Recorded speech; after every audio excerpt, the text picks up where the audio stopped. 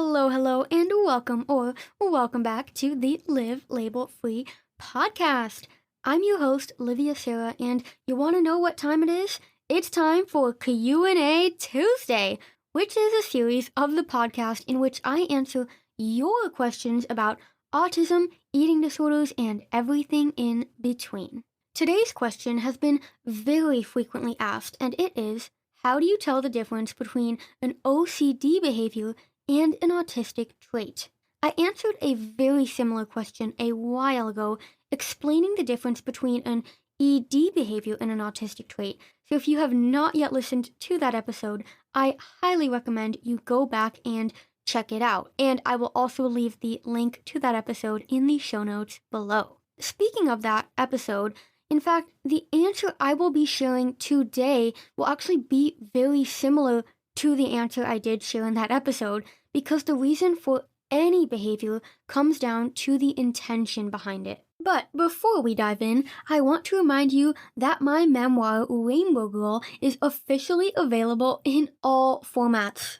Ebook, paperback, and now finally the audiobook is live. If you haven't yet read Rainbow Girl in your preferred format, be sure to grab your copy at livelabelfree.com/Rainbow Girl. Rainbow Girl is all about my life growing up undiagnosed autistic, how this led to the development of an eating disorder, and all the steps I took to fully recover and become label-free.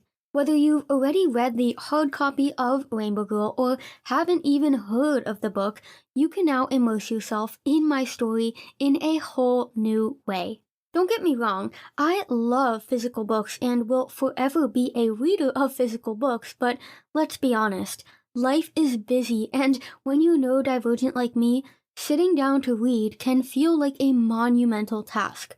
Enter the wonderful audiobook world, which allows you to listen to my books so you can make those mundane tasks a little more enjoyable. Whether you're folding laundry, walking the dog, or relaxing with your favorite drink, listen to the Rainbow Girl audiobook today by heading over to livelabelfree.com/Rainbow Girl. Oh yeah, and also, if you enjoy Rainbow Girl, it would mean so much to me if you could leave a rating and review on Amazon or Goodreads, or both if you're so inclined. Not only do reviews show you support, but they help other people to find Rainbow Girl so we can shed light on autism and eating disorder stories of lived experience together. Thank you in advance for taking the time to show your love, and now let's get into today's episode. Gotta put one foot in front of the other, and you'll be around the corner soon. Welcome to Live Label Free, the podcast, where you'll learn to let go of limiting labels and embrace your unique brain. As my mom says so beautifully in her song, Fear is a heavy load to carry. which is why on this podcast, you'll learn the scientific links between neurodiversity and eating disorders, giving you a deeper understanding of how you can face your fears and become truly free. Together, you and me, we will keep putting One foot in front of the other.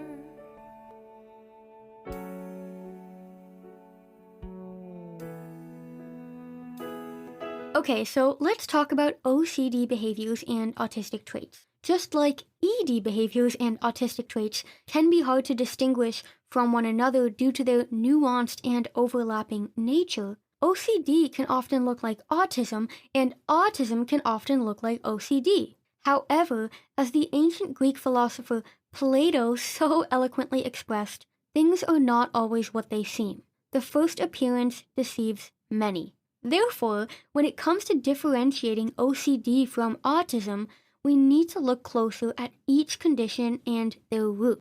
So let's start by defining the terms. According to the DSM-5, or the Diagnostical and Statistical Manual of Mental Disorders, 5th edition, OCD, or short for obsessive-compulsive disorder, is diagnosed based on a selection of criteria that elaborate on the presence of obsessions and compulsions. According to the manual, obsessions are defined as recurrent and persistent thoughts, urges, or images that are intrusive and unwanted, and that in most individuals cause marked anxiety or distress. It also says that the individual attempts to ignore or suppress such thoughts, urges, or images with some other thought or action, such as by performing a compulsion. Speaking of, compulsions are defined as repetitive behaviors or mental acts that the individual feels driven to perform in response to an obsession or according to rules that must be applied rigidly. As we can conclude from this definition, the obsessions are unwanted and cause distress, meaning the use of compulsive behaviors stems from a place of wanting to get rid of that negative feeling. If one or more compulsions isn't performed, fear of the unwanted emotions arises. In other words, OCD behaviors stem from a place of fear. It's very important to remember this because it's a stark contrast from the root of an autistic behavior. So now let's go back to the DSM-5 to define autism. I'm going to tell you right off the bat that I am not a fan of the terminology they use, for officially, autism is called Autism Spectrum Disorder. Just like OCD and all the other quote-unquote disorders in the manual, autism is diagnosed based on a list of criteria. Because the list for autism is quite long, I'm not going to read it to you here, but I think we can all agree that in simple terms, autism can be categorized as a different way of thinking, being, and engaging with the world. This includes having specific interests, repetitive behavior patterns, unique preferences for social communication and interaction. I mean, I don't have to tell you this. The problem with the DSM-5's definition of autism, not to mention the general worldview of autism, is it's being labeled as a disorder. Because the preferences and behaviors of an autistic individual are different from the quote-unquote norm, and society loves to slap judgment and labels onto anything that veers away from typical, it's decided to say that being autistic is a disordered way of being. Yet it's this very viewpoint of seeing autism as a malady rather than a gift that creates the perception that autistic people are broken and need to be fixed. But because we can't change our inherent way of being, we turn to things like OCD and eating disorders as they give us a false sense of control in a world that tries to control us.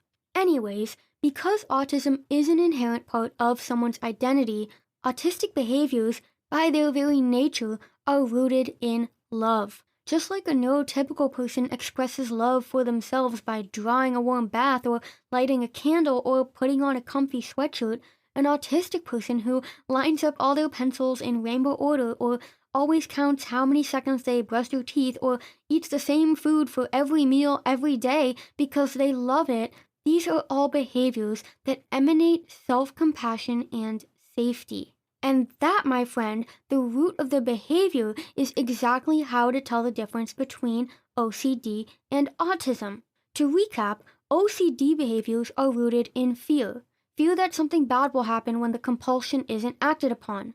But as I just mentioned, autistic behaviors are rooted in love. They help us function and optimize our experience of life. Literally, OCD creates disorder, while embracing one's autistic self creates order.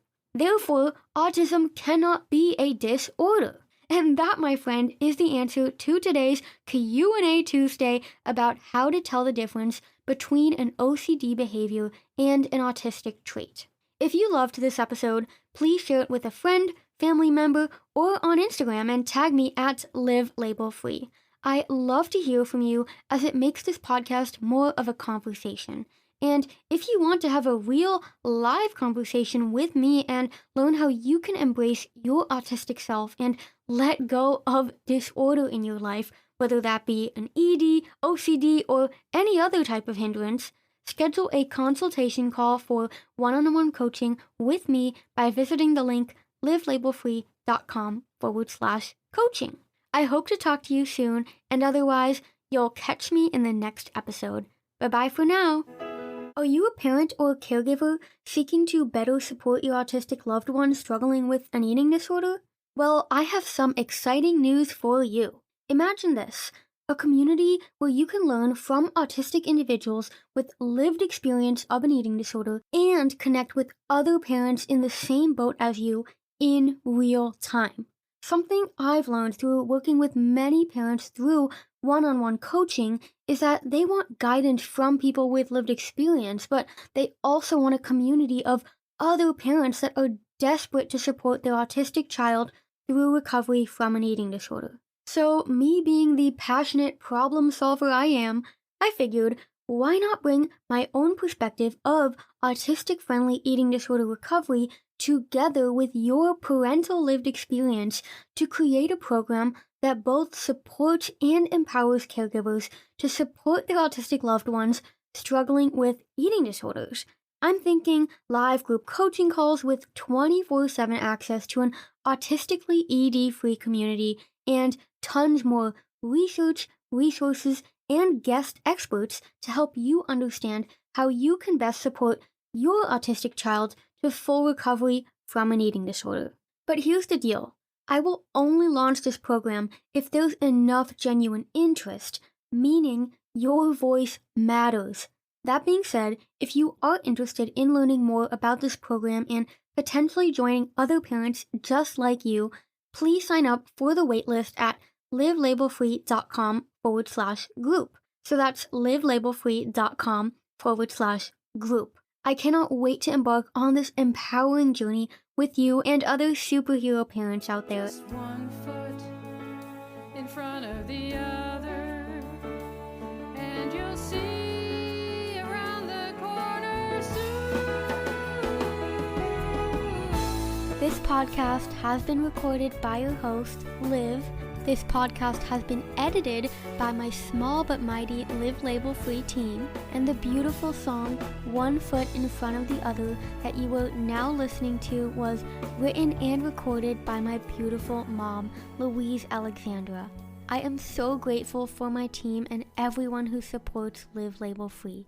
Together, we are always stronger.